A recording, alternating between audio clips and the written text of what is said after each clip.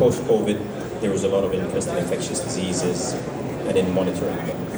And for surveillance and identifying and leveraging the capabilities available here, mostly manpower, secondly the infrastructure that's available. And we set out to establish a pretty complex laboratory that, amongst other things, continuously looks at a couple of these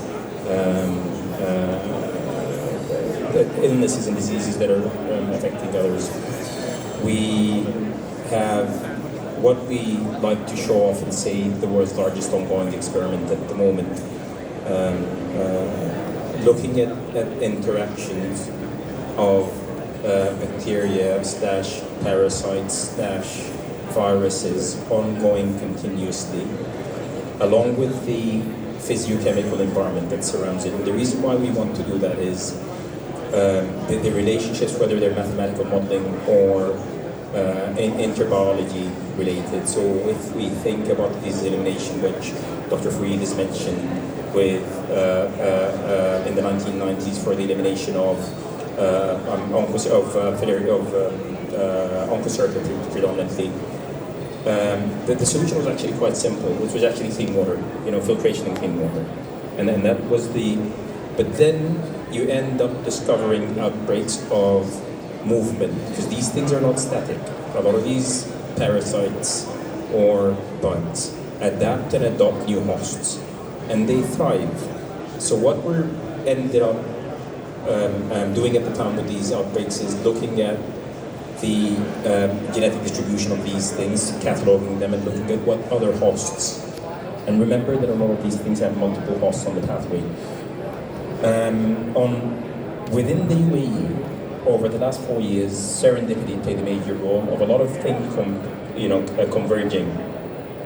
A lot of infrastructure, a lot of interest in AI, a lot of data productivity, and the ability and the interest and the drive.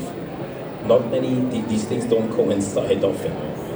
And I genuinely believe we're at a position at the moment with all the expertise around it. Just looking around here, if you look all around you, you've got experts from all over the globe, in all the different domains, talking the same language, sending the same message, the ability and the will and the interest to tackle major problems. Thank you, Dr. Wah. Thank you. So this is a lab that does almost 1,400 analytes a day in wastewater here in Abu Dhabi. And Dr. Farida, of course, is very close to it. A lot of this is microbiological threat. Dr. Farida, as our national champion during COVID, as many of us, we lived COVID in Abu Dhabi. We had the privilege of living COVID in Abu Dhabi. You and the Department of Health and Abu Dhabi Public Health Center mastered, I would say, analytics and technology in the COVID response. Let's move to this AI component of the discussion and for your vision on what AI means in disease elimination. You mentioned a few words yesterday. I want to repeat them for the audience. The inequity in this discussion, the underrepresentation of neglected tropical diseases translates to inequity in technology. So we would love to hear your vision and your comments on that, particularly from an AI perspective. Thank you for tapping into this very, very important component of the disease elimination. I would say there are many challenges with disease elimination and the neglected diseases and neglected in different countries, but the biggest challenge is the scarcity of resources. So it's not very attractive for the AI industry to move on and think, and again, there are huge competition with the exponential growth that we are seeing in AI and multi-industries. There are a lot of competition. Definitely health is one of the rapidly growing industries to adapt AI. But we see also within the growth of AI in different specialties and subspecialties, it's not equal, similar tone of speed. So we see that, for example, in the diagnostics, even in the medications and in the vaccines, it's usually the more incentives for more commercial things to come, and the priorities for high-income countries, where we see that in neglected diseases, it has been historically with the scarce resources, but with the current global changes that are going on, even in a more difficult situation, and there is a big gap of funding. UAE in a position where the UAE is leading a lot of the global initiatives, where we see that the AI ecosystem is growing, whether it's really about the government adoptions of different solutions and expansion and use the AI to solve some of the existing solutions, or whether it's a private sector and a lot of startups, entrepreneurs, big companies that are coming here to UAE to drive this movement of AI. We see that this is really an opportunity where we can tap into different domains when it comes to health, not only in the cancer NCDs, which are very important advancements that we would like to support, but we are also could drive some of the global advancements and focus on very important issues related to neglected tropical diseases.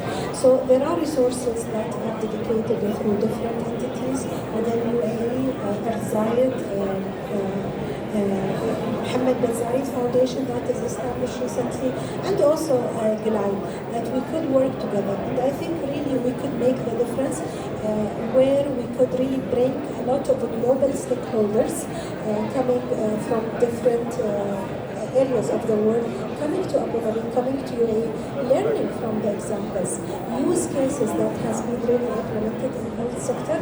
We are here in UAE adapting a lot of new solutions here. We have a huge advancements in research and human genome research, genetics, epigenetics, where could really many countries could learn from, leverage, and also we can help building the capacity in other countries. This is really a moment that we can really achieve a lot if we work together collectively as one big team. So collaboration from an Emirati leader of your stature, the message of collaboration, of course. Allow me to say, Dr. Farida. Dr. Farida has not only done an MPH at Johns Hopkins and is a distinguished policymaker in infectious disease and communicable disease, but also you've done, Dr. Farida, the MBZ UAI course on executive course on artificial intelligence. So I want to ask you a bit more from a slightly more technical point of view. How do you see the challenges particularly in two things, in data availability and in adoption of solutions in the countries that need this most? Well, I think first the data availability is there. It's really, especially in the UAE, I think the potential is huge. We actually have, we are, not only we have the traditional means of data, we have also wealth of data when it comes to non-traditional means of data, like the sewage water surveillance, we have the mobility data, we have the mobile data that are existing, and we have also a lot of flexibility when it comes to the regulation and access to data. So while many countries might struggle on the regulations, we see the quick adaptation for the regulation on the use of data here is available. So it's about the question of how much we could influence and use the current opportunities we have here in UAE to solve some of the solution challenges that have been for many years. It's really, we have the non-traditional means of data that could be accessed and tapped on, and integrating that in different platforms. So I see that Dr. Wal, for example, sitting on a mine of data when it comes to genetics information, different trends of infectious diseases. But how is this linked to the other components, which is the immunity, the immunogenicity of the population? I think that the potential is huge. It's really about how much we have in terms of designing and incorporating different elements of non-traditional means of data into the health data that could really open new sources of information, and we could really learn new things that never existed before. So use of the historical data, but also what are the existing non-health data that we could tap and integrate with health and really could change what we know, change our knowledge, and perceptions of different diseases to treat, cure, and also advance some of the development of medications and vaccines. So it's really about how much we could work, private and public, and NGOs as well. Powerful message on also the importance of non-health data, for example, like environmental data that you discussed also yesterday. Dr. Wow, what does this AI agenda mean for you from a public health perspective, from a wastewater and environmental surveillance perspective? It popped up again, and they couldn't figure out why, because the assumption was these flies can only fly or they only transmit within a very small radius. But then it was realized that the subspecies has evolved to carry that. And these subspecies were carried of two things: new cattle or new species of deer, and that was actually followed by two things: genome sequencing and satellite imaging, because those deers had trackers on them.